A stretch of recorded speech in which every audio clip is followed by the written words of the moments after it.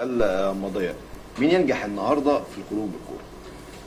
بص، الفرقتين متشابهين نسبيا يا كريم في الموضوع ده، ان فريق بيحاول يطلع بالكوره والتاني هتلاقيه بيضغط عليه جامد. ومحور اللعب في الفرقتين هنا الضغط هيكون على مروان عطيه من وجهه نظر من بيراميدز على مروان، والناحيه الثانيه على مهند لاشين.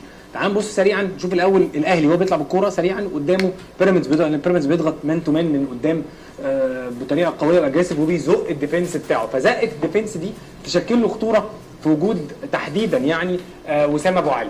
النهارده الاهلي هو بيطلع بالكوره، هو مضغوط عليه من فاركو في ماتش من ماتشات فاركو الاخيره، كابتن احمد خطاب. بص مروان عطيه هو جاي على طول الوقت مضغوط عليه، بس مروان لعيب عنده قدره انه يلمس الكوره ويشتغل مع زمايله بيمينه وبشماله الحقيقه وهو تحت الضغط.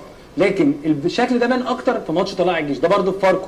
بص مروان عطيه جاي واخد تعليمات ان احمد فؤاد يتابعه، فمروان بيسلم الكوره. دايما اول نفس للاهلي في الطلوع بالكوره هيكون مروان عطيه، وبعد كده يبدا يظهر له شويه لتحت امام او اكرم او حسن. بص بقى المنظر ده كده ماتش طلائع الجيش، كابتن حبيب بسيوني الحقيقه ضغط على الاهلي بدري في الاول الجيم، وكان الشكل اشبه الواحد على واحد. طول ما انت مضغوط عليك، طول ما مروان واكرم بص الاثنين عليهم، الاثنين دول مضغوط عليهم طول الوقت، فالاهلي يبدا بعد كده يتحرم من الطلوع بالكوره. فانا متخيل اي فرقه عايزه تضايق الاهلي هتضغط على الاهلي من قدام، هتضغط على مروان عطيه تحديدا، وهتضغط على السنتر باك اللي جنب عبد المنعم، لان عبد المنعم اوتوماتيك لما بيلاقي الكوره بياخد الكوره ويدريبل لوحده، فبيتحمل معاها ريسك كبير هتعدي ولا مش هتعدي. لما تبص على ضغط بيراميدز بص المنظر بتاع الفرقه عامل ازاي. مبدئيا خط الدفاع فين؟ في النص.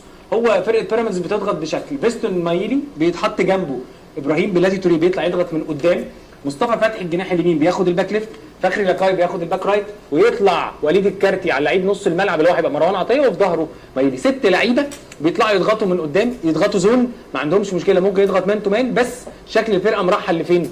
هي دي ميزه بيراميدز الاساسيه. في ماتش الاتحاد مثلا استخدم بص الفرقه عامله ازاي في نص الملعب، ال6 لعيبه ويسيب 4 مان تو مان على الاربعه اللي قدام. الاهلي لو بيعلق 3 لعيبه قدام فهتلاقي بيراميدز عنده 4 على 3، وفي الحاله دي يبقى هو بيضغط ب6 على 7 لعيبه من لعيبه الاهلي، لكن شرس جدا في الضغط، خاصه انه بيختار ان بلاتي توريه هو اللي يطلع يضغط من قدام جنب مايلي. الاثنين اقوياء جدا وصراع وعندهم قدره على استخلاص الكوره.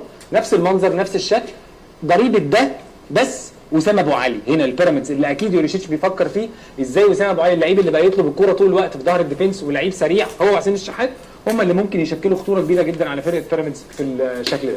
طيب اظن بس معلش حته صغيره، اظن ده سبب اختيار رامي ربيعه النهارده جنب محمد عبد المنعم، فكره ارسال الكور الطوليه مع الضغط بتاع بيراميدز، اظن ممكن يضرب خط دفاع بيراميدز اكتر من مره بكور الطوليه. عنده قناعات دايما برامي ربيعه يعني. هو مثلا ماتش النهارده لو هو مثلا بيحط السكواد الاساسي بتاعه، فهو عنده قناعات كبيره جدا برامي ربيعه. ولو ان انا